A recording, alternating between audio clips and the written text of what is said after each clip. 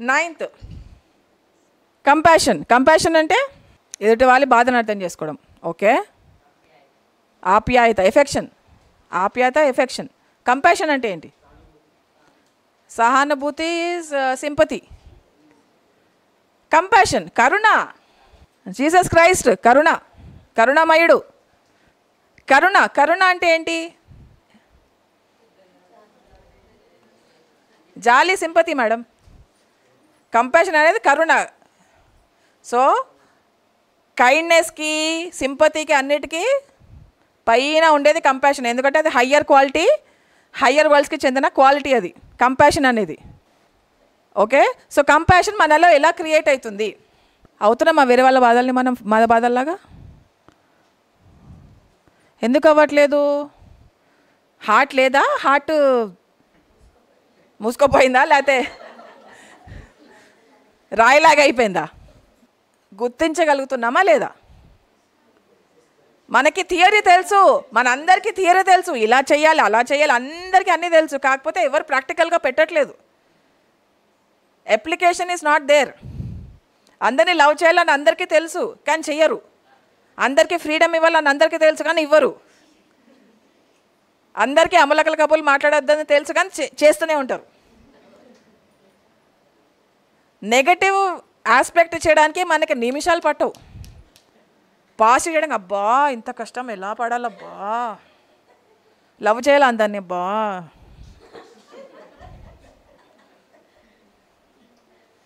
Yeah అబ్బా పక్కింటి వాళ్ళని లవ్ చేయాలా, ఎందుకబ్బా మనకి.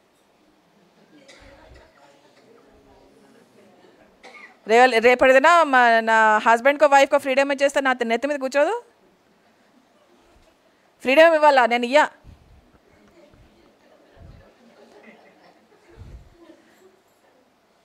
మన పిల్లలు కాదు, మన ద్వారా వచ్చిన పిల్లలని మనకు తెలుసు. ఫ్రీడమ్ ఇవ్వాలని తెలుసు కానీ లేదు, ఏయ్ నో.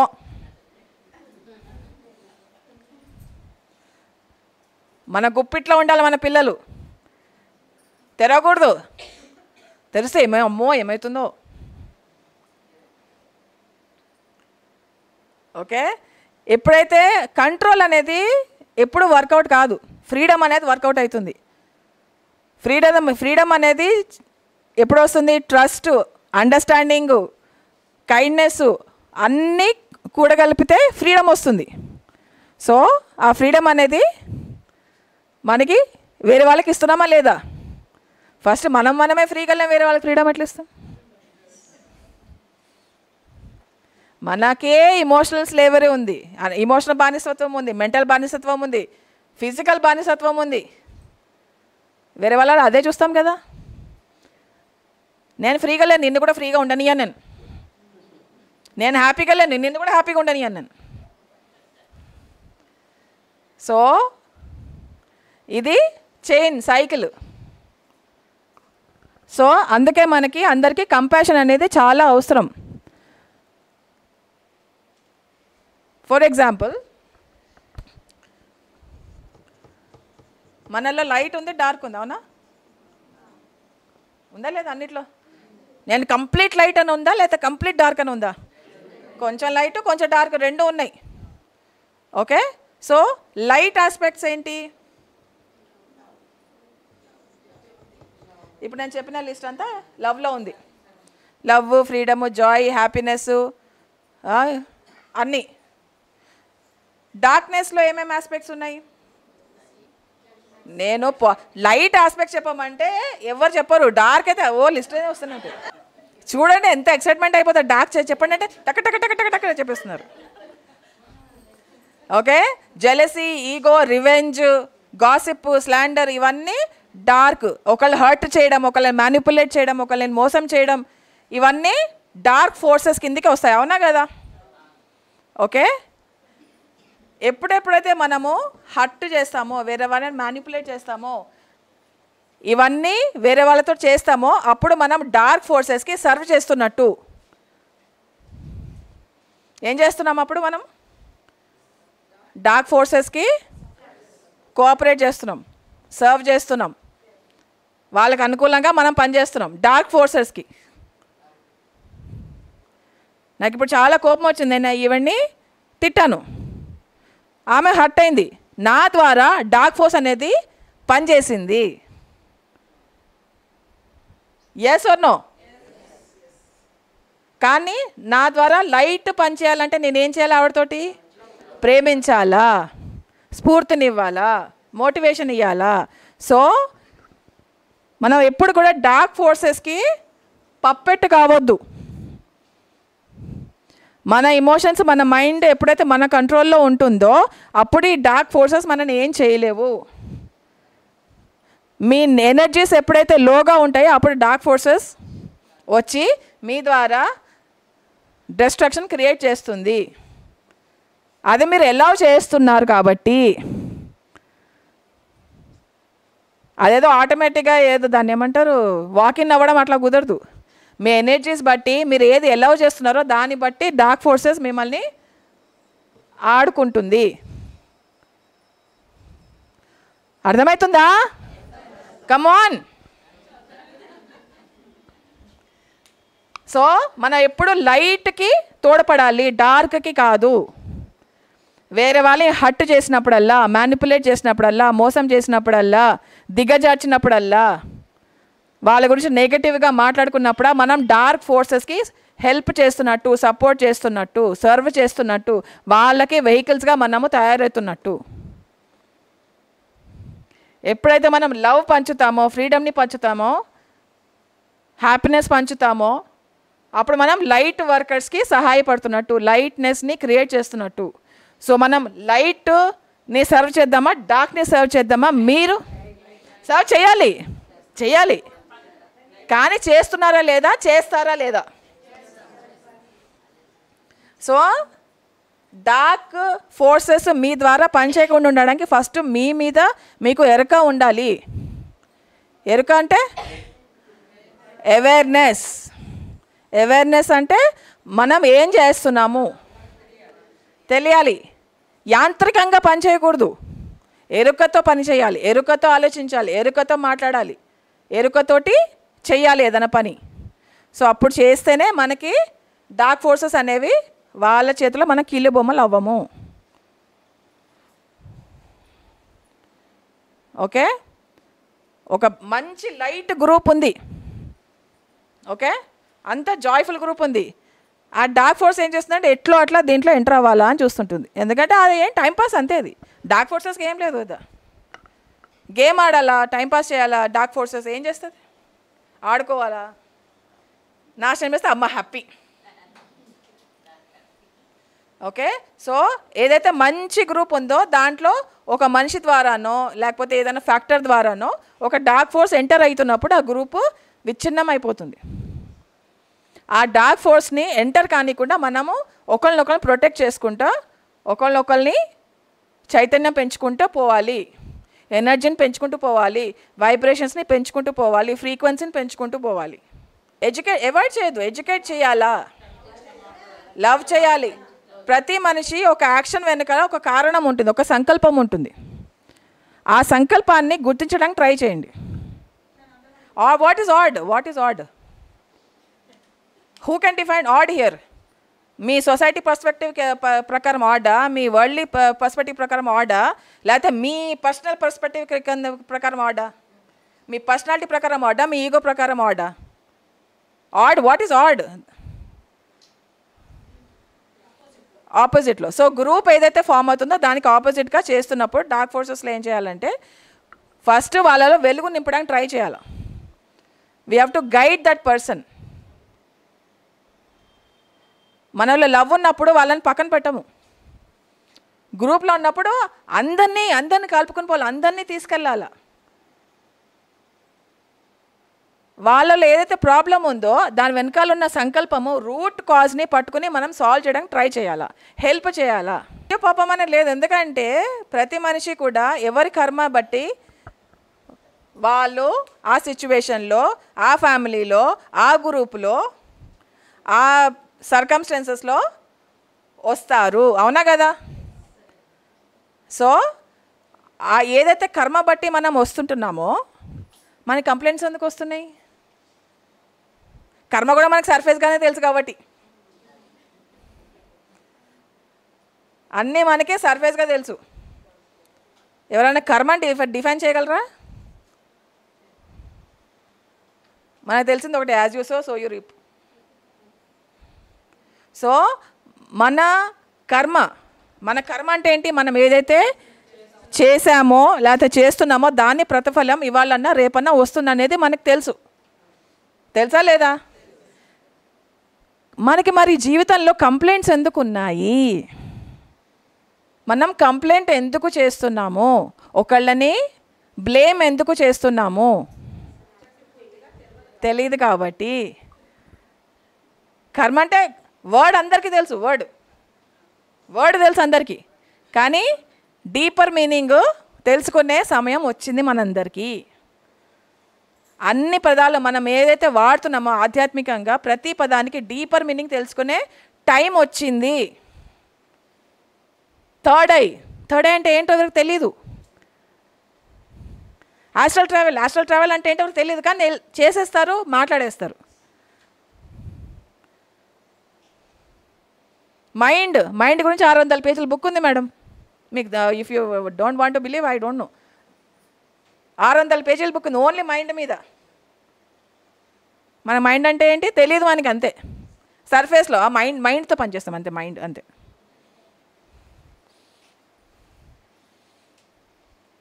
ఇమోషన్స్, ఈగో మనకి ఎంత హాని చేస్తుందో మనకు తెలీదు. జెలసీ అసలు ఉందా లేదా ఫస్ట్ యాక్సెప్ట్ చేయమనం. నాలో జెలసీ ఉందని యాక్సెప్ట్ చేయరు ఎవరు, ఈగో ఉందని ఎవరు యాక్సెప్ట్ చేయరు. ఎప్పుడైతే యాక్సెప్ట్ చేస్తామో అది తీయడానికి సులువుగా ఉంటుంది. ఓకే, సో అది లైట్ అండ్ డార్క్. మనం డార్క్ ఫోర్సెస్కి పప్పెట్లాగా అవ్వకుండా లైట్కి మనం సహకరిస్తూ ఉండాలి. ప్రతి మనిషి, ప్రతి సోలు. ఓకే, పిల్లల్లో కూడా కంపాషన్ అనేది నింపాల. ఎలా నింపుతాము? తప్పు అని కాకుండా చెప్తే అది వేరేలా పెరుగుతారు వాళ్ళకి ఈగోలో వచ్చేస్తారు. నేనేం చేసినా తప్పు లేదన్న ఈగో వచ్చేస్తుంది వాళ్ళకి. So that is not the thing. పిల్లలకి కంపాషన్ ఎలా నేర్పాలంటే వాళ్ళకి వేరే వాళ్ళ నుంచి పాయింట్ ఆఫ్ వ్యూ నుంచి ఆలోచించాలా నేర్పడం. వాళ్ళు పెయిన్ ఎట్లా ఫీల్ అవుతున్నారు, వాళ్ళ సఫరింగ్ చూపించాలా. నువ్వు నీ దగ్గర నుంచి పెన్ను తీసేసుకుంటే ఆ అబ్బాయి ఎలా ఫీల్ అవుతాడు అనేది మెల్లిమెల్లిగా కంపాషన్ అనేది పిల్లల్లో మెల్లిగా జనరేట్ చేస్తే రేపటి వచ్చే ఫ్యూచర్ చాలా బ్యూటిఫుల్గా ఉంటుంది. ఓకే, సో కంపాషన్ అనేది ప్రతి మనిషిలో ఉండాలి. అది మీరు పెంపొందించుకుంటారా లేదా నాకు ప్రామిస్ చేయాలి. వాళ్ళ కంపాషన్ పెంచుకుంటారా లేదా? Thank you. సో మనము ప్రతి ఒక్కళ్ళలో హృదయం చూసినప్పుడు వాళ్ళు పడే బాధ, వాళ్ళు పడే పెయిన్, సఫరింగ్, చిన్నప్పటి నుంచి వాళ్ళు పడిన బాధ వాళ్ళలో ఒక పెయిన్ లాగా ఉండిపోతుంది. ఓకే, పేరెంట్స్ వల్లనో, టీచర్స్ వల్లనో, సొసైటీ వల్లనో, రిలేషన్షిప్స్ వల్లనో ఒక పెయిన్ అనేది వాళ్ళలో ఉండిపోతుంది. ప్రతి మనిషికి ఇది కామన్, ఏదో ఒక పెయిన్ ఉంటుంది ప్రతి మనిషికి, కామన్ ఇది. సో కామన్ థింగ్లో మనందరం ఎందుకు కామన్గా మనం ఎందుకు కంపాషన్ ఉండొద్దు? అంటే వేరే వాళ్ళు మనుషులు కాదన్నా, వేరే వాళ్ళకి ఫీలింగ్స్ ఉంటావన్నా, నాకే ఫీలింగ్స్ ఉన్నాయని ఫీలింగా? ఈవిడకి ఫీలింగ్స్ లేవా? ఉన్నాయా లేవా? మనం ఎందుకు మరి కంపాషనేట్గా ఉండలేకపోతున్నాం? ఎందుకు? మేడం తిన్నారా ఎందుకు అడగము మనం? మనం పని మనం చేసుకుని వెళ్ళిపోదాం, ఎవరు ఎట్లా పోతే నాకేం. Please be compassionate. కంపాషన్ని మీరు పెంచుకోవాలి. పెంచుకుంటున్నారా లేదా? ఎలాగా? అందరినీ గమనించి అందరి పెయిన్ని అర్థం చేసుకుని ఫస్ట్ మీ ఫ్యామిలీ తోటి కంపాషనేట్గా ఉండండి. ఫ్యామిలీతో స్టార్ట్ చేయండి ఫస్ట్. మెల్లిమెల్లిగా పెద్దది అవుదాం, స్టెప్ బై స్టెప్. ఒకేసారి విషయం అంటే కొంచెం కష్టమే. ఫస్ట్ మీ ఫ్యామిలీతో స్టార్ట్ చేయండి, దాని తర్వాత పక్కింటి వాళ్ళతో స్టార్ట్ చేయండి. మెల్లిమెల్లిగా మీ కంపాషన్ అనేది ఎక్స్పాండ్ చేసుకుంటూ పోండి. మీ హార్ట్లో ఉన్న కంపాషన్కి యాక్చువల్గా చాలా విశ్వం అంతా సరిపోయేంత కంపాషన్ ఉంది మీలో. కాకపోతే ఫియర్, ధైర్యం లేదు. పాజిటివ్ చేయడానికి ఫియర్, ధైర్యం కావాల్సి వస్తుంది. నెగిటివ్ చేయడానికి అవన్నీ అవసరం లేదు. అబ్బాని తిట్టాలా, తిట్టేస్తా. పొగడాలా, అమ్మ ఎందుకు పొగడతా నేను. Okay, so that is compassion. కరుణ అనేది ఉండాలి. కరుణ లేకపోతే హృదయంలో ఇన్కంప్లీట్నెస్ ఉంటుంది, హృదయం పూర్తిగా విచ్చుకోదు. ఇది విచ్చుకోవాలంటే మనకి కంపాషన్ ఉండాలి. వేరే వాళ్ళ సఫరింగ్ని చూడగలగాల, ఫీల్ అవ్వగలగాల, వాళ్ళతోటి కైండ్గా ఉండాలి, కంపాషనేట్గా ఉండాలి. ఈ వీక్ మీ హోంవర్క్ ఏంటి తెలుసా? ఇప్పుడే చెప్పేస్తున్నా, లాస్ట్కి చెప్పాను. మీ ఫ్యామిలీతోటి మీరు కంపాషనేట్గా ఉండడం స్టార్ట్ చేయండి. ఎందుకంటే మనం ఎప్పుడు కూడా మన ఫ్యామిలీని టేకన్ ఫర్ గ్రాంటెడ్ తీసేసుకుంటాం. హస్బెండ్ని ఉంటాడులే, వైఫ్ ఉంటుందిలే, ఆ పిల్లల సర్లే వాళ్ళ పని వాళ్ళు చేసుకుంటారులే. మనము టేకన్ ఫర్ గ్రాంటెడ్ అంటే తెలుగులో ఏమంటారు నాకు తెలియదు.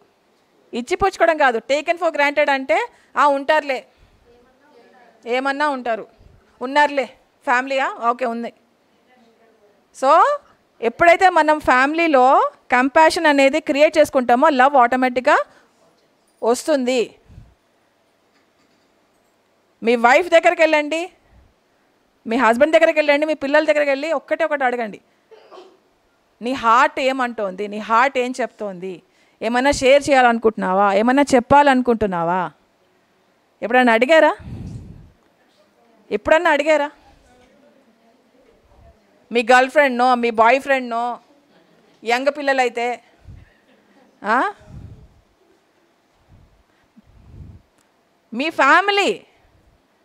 మీ ఫ్యామిలీని ఫస్ట్ ప్రేమించండి. వాళ్ళ హృదయాలలో ఏం జరుగుతుందో, వాళ్ళు ఏం షేర్ చేయాలనుకుంటున్నారో కాస్త క్వాలిటీ టైం స్పెండ్ చేయండి.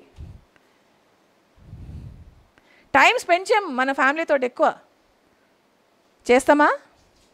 ఎవరి పనుల్లో వాళ్ళు బిజీగా ఉంటారు. అందరూ రూమ్మేట్స్లో బతుకుతారు అనమాట ఒక ఫ్యామిలీలో. డిన్నర్ ఒకళ్ళు టీవీ దగ్గర కూర్చొని తింటారు, ఒకళ్ళు డైనింగ్ టేబుల్ కూర్చొని తింటారు, ఇంకోళ్ళు ఇంకెక్కడ కూర్చొని తింటారు. వాస్తవమే కదా ఇది, నేనేమన్నా కలిపి చెప్తున్నానా?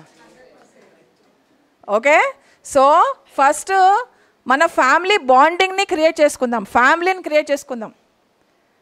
మన ఫ్యామిలీలో అందరూ రిలేటెడే, కానీ హార్ట్ రిలేటెడ్ ఉండాలి. బ్లడ్ రిలేషన్షిప్ ఉంది.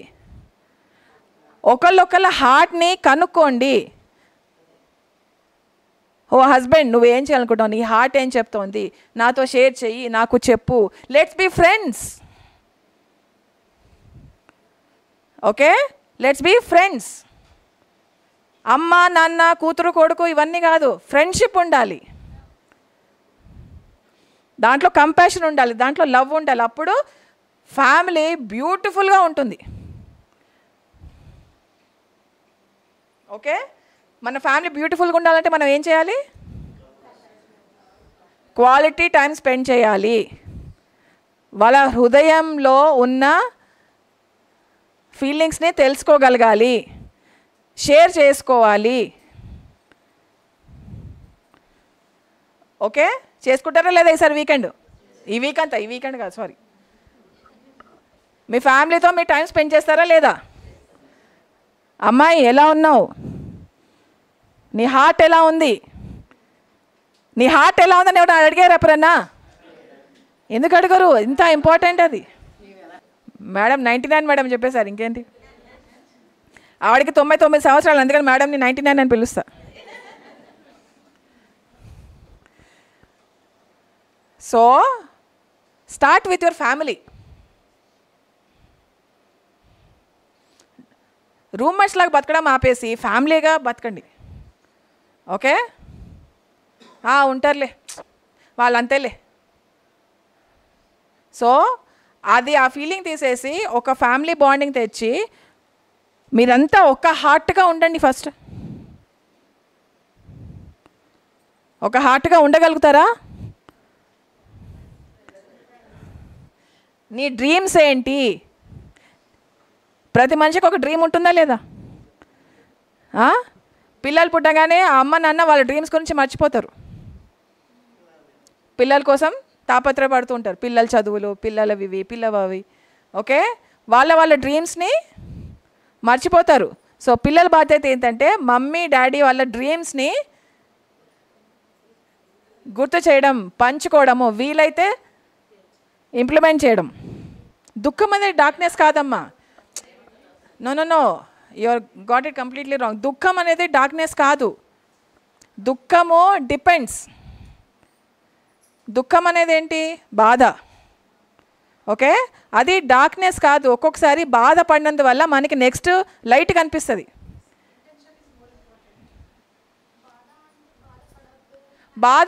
బాధపడొచ్చమ్మా. ఇప్పుడు రాత్రి అయితే కానీ పగలు రాదు కదా.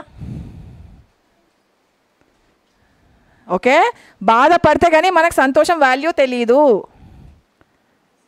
So that is good.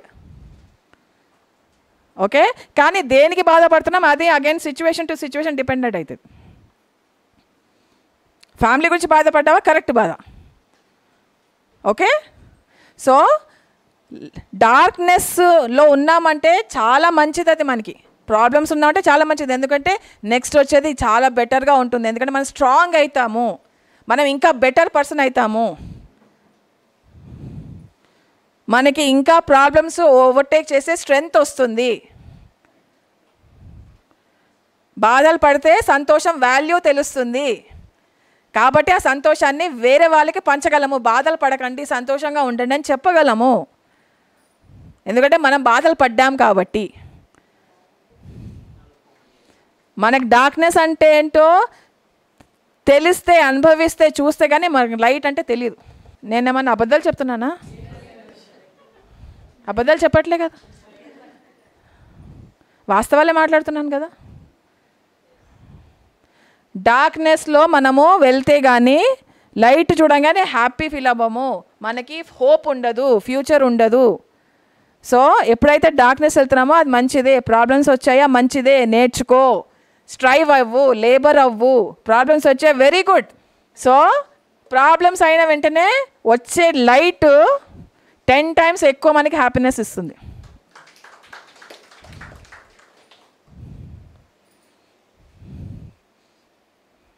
Okay, your problem solve.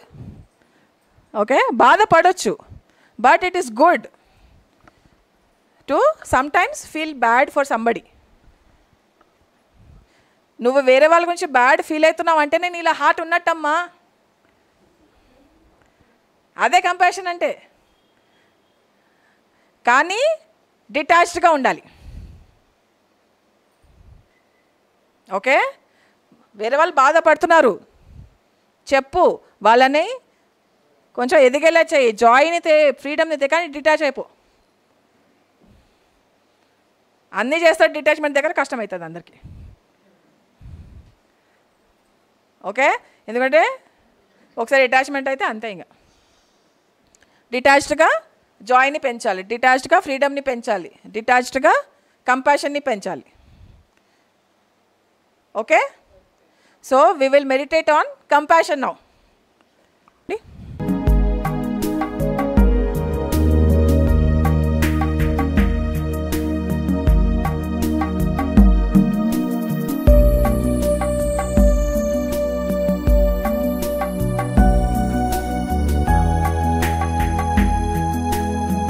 లో కంపాషన్ నింపుకోవడం.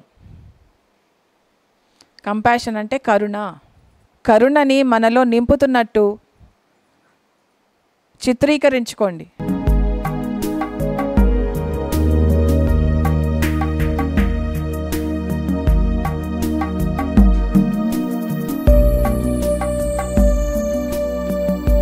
మన హృదయం నిండా కరుణ నిండిపోయింది.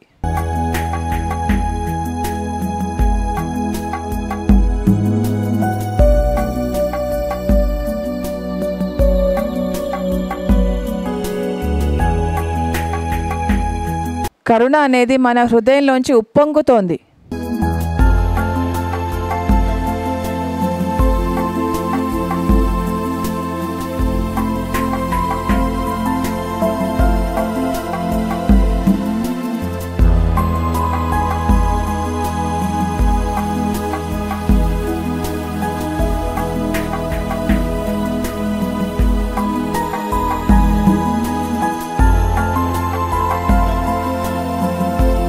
అందరినీ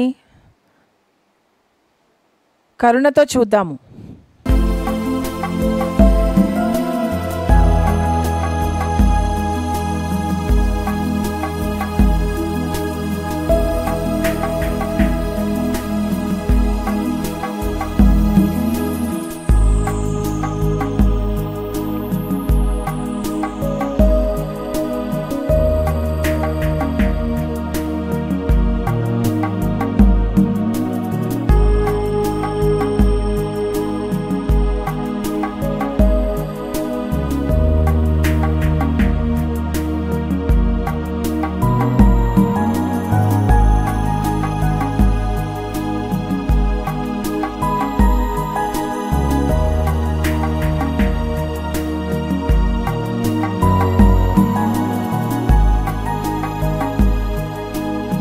మనలో కూడా ఒక మదర్ తెరీసా ఉన్నది. మనలో కూడా ఒక జీసస్ క్రైస్ట్ ఉన్నాడు.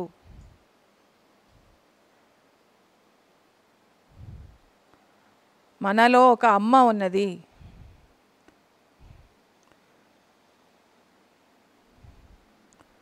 అందరినీ కరుణతో చూద్దాము. కరుణతో పలకరిద్దాము.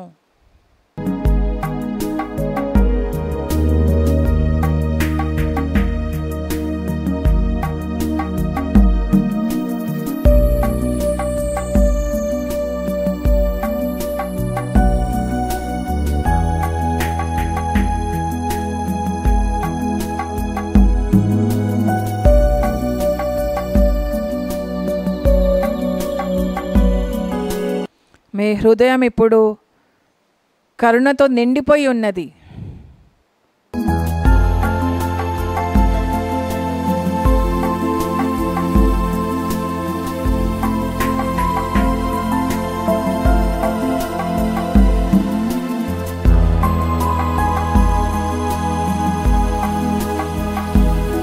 మీరు ధ్యానం నుంచి లేచాక మీ కళ్ళు అందరినీ వేరే రకంగా చూస్తాయి. కరుణతో చూస్తాయి, ప్రేమతో చూస్తాయి.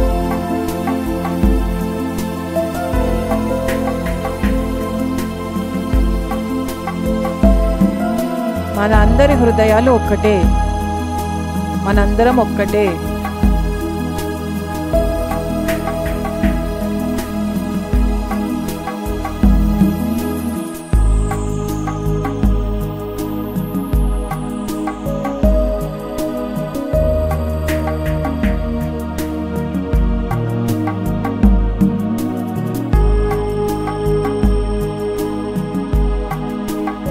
ప్రేమ